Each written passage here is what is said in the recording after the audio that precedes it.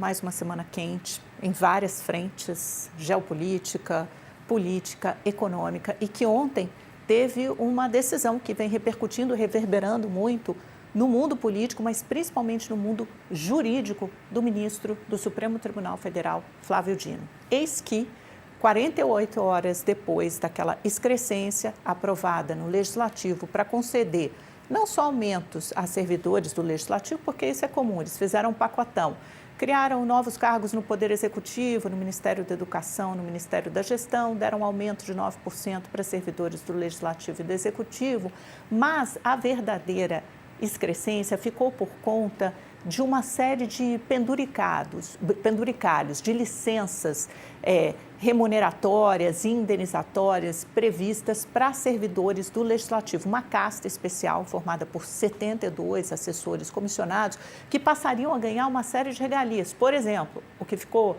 conhecido como escala 3x1. Eles não conseguem acabar com a escala 6x1 para os trabalhadores em geral, da economia, do mercado de trabalho como um todo, mas conseguiram instituir a escala 3x1 para esses servidores. Funciona assim, se você trabalhar 3 dias em feriados, fim de semana, você tem direito a uma folga. Só que se você não tirar uma folga, que na maioria das vezes é impossível, você pode trocar essa folga por salário, por dinheiro, por pagamento. E isso vai se integralizando ao seu salário, você vai agregando uma série de benefícios a esse seu salário e extrapolando o teto constitucional. Qual o teto constitucional hoje, que vale para todos os poderes? Quanto ganha o ministro do STF? 46.300 e pouquinho, R$66, se não me engano, R$46.300, cerca disso. Quanto passariam a ganhar esses servidores do Legislativo se essa lei realmente valesse, né? Esse aumento que eles aprovaram? R$77 mil. Aí você imagina que isso é o topo da pirâmide. Pois aí ontem veio uma decisão do ministro Flávio Dino, muito dura, é capa da Folha de São Paulo hoje, tentando colocar um pouco de ordem, arrumar todo esse coreto. O que ele estabeleceu? Vamos lá para a primeira página de política, porque é lá que está contida essa decisão do Dino, né? Quando ele fala que você vai ter que estabelecer uma norma, que esses penduricalhos todos, que ele chama de império dos penduricalhos, esses penduricalhos serão suspensos por 60 dias e isso vale para todos os poderes, tá? Ele estabelece isso para os poderes executivo, legislativo e judiciário, em todas as esferas, esfera municipal, esfera estadual e esfera federal, até que se produza uma lei regulamentando a PEC de 2024, que reafirma mais uma vez a validade do teto constitucional. O que esses juízes, isso se concentra, esses super salários se concentram, apesar de o que deu ensejo, né, e abriu o caminho político para que essa decisão do Dino fosse determinada. Aliás, uma decisão que vem no âmbito de uma reclamação processual de procuradores do município de Praia Grande, salvo engano. Então, assim, até o instrumento que o Dino usa para fazer isso é um pouco estranho. Mas ela vem em resposta a esse estabelecimento de super salários no Legislativo.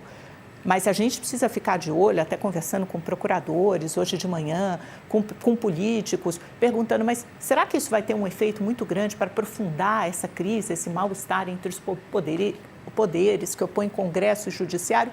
Eles me disseram não, porque esse recado é principalmente interno, é principalmente para o Judiciário, porque é lá que estão localizados esses super salários. Então, o que o Dino fez? Ele entendeu que havia um espaço, um movimento, um momento político propício para ele usar uma outra reclamação, ação que já estava há tempos no gabinete dele e dar essa resposta para todas as classes, jurídica e política, nos 3 âmbitos, municipal, estadual e federal. O que ele impôs? Vocês agora têm um prazo de 60 dias, 2 meses, para que os órgãos da administração pública revisem verbas pagas e suspendam aquelas sem base legal. Todas as indenizações que foram tomadas em decisões, por exemplo, administrativas, internas, do Judiciário, do Ministério Público, ou mesmo do Parlamento, isso não está valendo. Você tem que respeitar a PEC de 2024 e estabelecer uma lei regulamentando, afinal de contas, o que pode ser considerado indenização e o que é remuneração.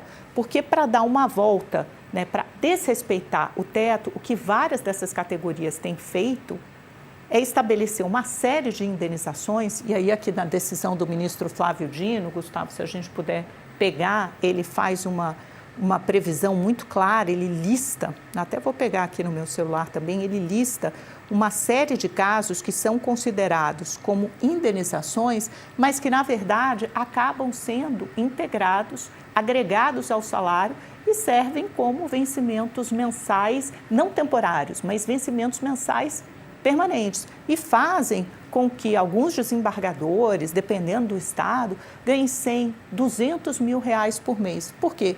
Porque eles passam a contar com penduricalhos desse tipo. E o ministro Flávio Dino listou licença compensatória de 1 dia por cada 3 dias, então quer dizer, 3 dias de trabalho você ganha 1 dia de descanso, não sei aonde no mundo acontece isso, obviamente é uma excrescência. Gratificações de acervo processual, por vezes a premiar quem acumula muitos processos. Então, se você fizer o seu trabalho, você ganha uma gratificação por fazer o seu trabalho que é exigido por lei. Mais uma excrescência. Gratificações por acúmulo de funções, exercidas na mesma jornada de trabalho, em dias úteis e no período diurno.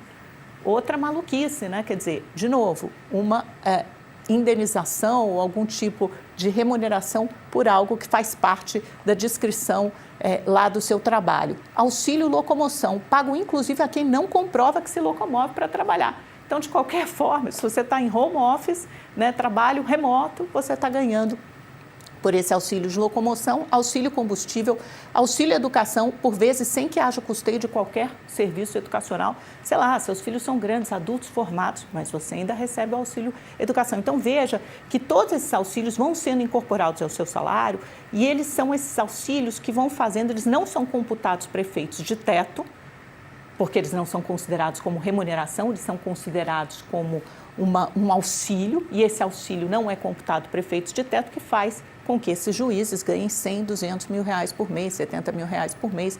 Auxílio saúde, independentemente da existência ou não de planos de saúde, quer dizer, além do plano de saúde, você ganha mais um auxílio. Licença-prêmio, acúmulo de férias por vontade própria unilateral do servidor, também a serem convertidos em parcelas indenizatórias. Então, essa série de indenizações que o ministro Flávio Dino deu um basta. E sabe o que o ministro Edson Fachin fez? Então, tá bom. Então, a partir do próximo dia 25 de fevereiro, a gente já vai levar isso ao pleno, porque isso aqui é uma decisão liminar, tomada de forma monocrática, individual pelo ministro Flávio Dino. E ela só vale de forma definitiva caso referendada pelos outros membros integrantes do Pleno do Supremo Tribunal Federal. Logo após o Carnaval, será votado. Eu até perguntei para aliados do ministro Edson Fachin, né, se houve, o que isso quer dizer, essa pautar tão rapidamente esse caso, e aí me disseram que o ministro Edson Fachin, de fato, tem esse comportamento, logo que uma decisão é tomada de forma monocrática, ele pauta no menor intervalo possível, mas também tem uma interpretação que é a seguinte: isso está totalmente alinhado com o que prevê o ministro Edson Fachin nesse discurso de moralização que ele fez na abertura do ano judiciário, quando ele falou em autocorreção, quando ele falou em código de ética, em código de conduta. Isso tudo tem a ver com uma espécie de limpeza dessa imagem que anda desgastada, essa erosão da credibilidade do Poder Judiciário.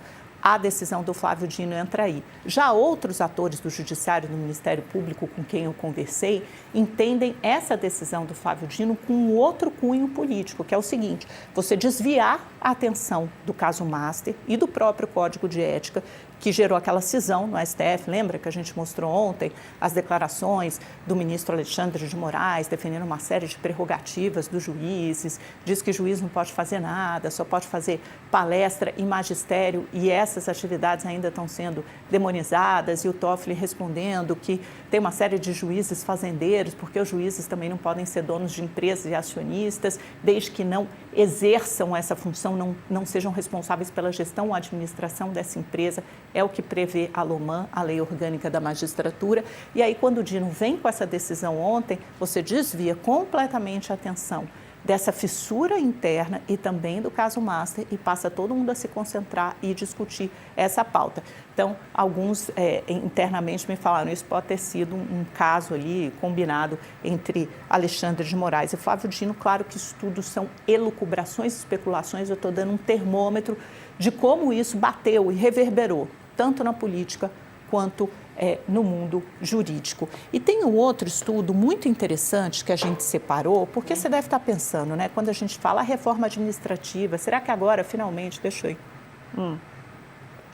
Tomar um golinho de água, né, gente, que eu falo muito, precisa refrescar um pouco a garganta. Aí muita gente já está falando, será que isso abre espaço para a reforma administrativa? Aquela ali que o relator Pedro Paulo, do PSD, do Rio de Janeiro, deputado, é relator, né? Difícil, gente, difícil, porque é óbvio que tem uma pressão enorme do funcionalismo público, das corporações da mesma forma, como já há uma preocupação interna grande de diversas associações ligadas à magistratura e a procuradores públicos, ao Ministério Público, porque eles sabem que isso atinge em cheio, em xeque, essa casta que se formou no Poder Judiciário. E dificilmente a reforma administrativa vai andar no ano eleitoral. Não tem apoio do governo. O governo, por exemplo, o executivo não apoia essa ampla reforma administrativa, apoia sim rever os supersalários, estabelecer, respeitar o teto constitucional. Isso é geral. Muita gente apoia, a não ser as castas dos privilegiados e dos interessados. Mas uma reforma administrativa mais ampla, né, com muitas revisões nas carreiras públicas, como prevê o deputado Pedro Paulo, isso dificilmente passará em ano eleitoral. Agora, esse outro estudo que eu estava fazendo menção, que se chama Estudo Movimento Pessoas à Frente, eles fizeram uma série de um levantamento para mostrar, né, uma série de fatos onde estão esses supersalários. Porque quando a gente fala supersalários, você não está fazendo uma referência à maior parte do funcionalismo público, a maior parte ganha pouco, enfermeiros, professores, tem muita gente que ganha, que merece ganhar mais. Agora, olha o que diz o estudo, a abrangência dos salários acima do teto é muito menor do que 1 a cada 4 brasileiros, dizia a CRE. Segundo a PNAD contínua de 2023, apenas 0,06%, menos de 1% dos servidores públicos receberam supersalários. Esse percentual está concentrado em poucas carreiras, notadamente as que compõem o sistema de justiça. O estudo mostrou que 93% dos magistrados e 91,5% dos promotores e procuradores do Ministério Público receberam acima do teto constitucional de R$ 46.366,19.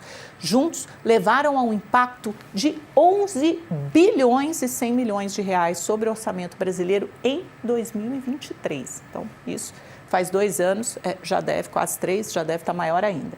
70% dos servidores públicos ganham até R$ 5 mil por mês. Então, veja que você tem uma desigualdade enorme, interna, no funcionalismo público. A maioria dos que prestam serviços, de quem a gente tem contato diariamente, seja no SUS, no sistema educacional, estão nesse universo aqui de 70% dos servidores públicos que ganham abaixo de R$ 5 mil.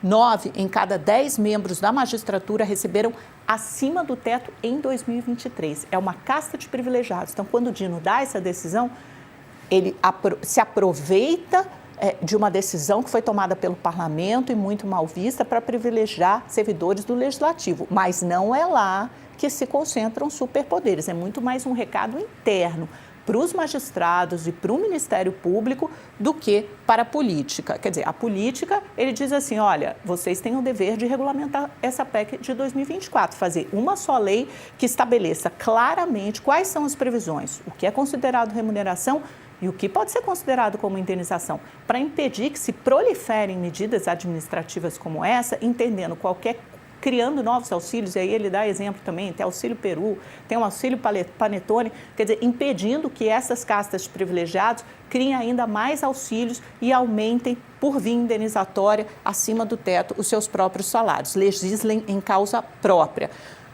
O ganho médio mensal líquido de juízes neste mesmo ano, 2023, a gente está falando de 3 anos atrás, foi de aproximadamente R$ 60 mil. O teto é 46, foi de 60. Acho que tem mais um trecho, rapidamente, Gustavo, para a gente ver. desse estudo aqui, muito rápido. Diante do fato de que os rendimentos líquidos médios subiram muito mais do que os subsídios nos últimos anos, especificamente entre 23 e 24, com uma diferença de 15 pontos percentuais, é possível concluir que os adicionais aos salários têm crescido exponencialmente. Além disso, o fato de os rendimentos líquidos terem ultrapassado o valor do teto mostra o papel central de verbas classificadas como indenizatórias para essa expansão vertiginosa. E aí você mostra isso em gráficos, eles representam essa mesma conclusão aqui, que veio nessa forma de texto, por escrito, a gente tem a representação desse mesmo fato num gráfico, que aí vocês conseguem ver exatamente bem. Então, imagina, 9 em cada 10 juízes e promotores, procuradores do país ganham acima do teto, segundo esse estudo do movimento Pessoas à Frente. Essa linha em vermelho é o rendimento líquido dos magistrados. Se você imaginar, olha, fica entre 60 e 70 mil reais, está mais ou menos na casa dos 65, 66 mil reais. E aí aqui nas linhas azul claro e azul escuro são os subsídios de ministros do STF e subsídio dos magistrados.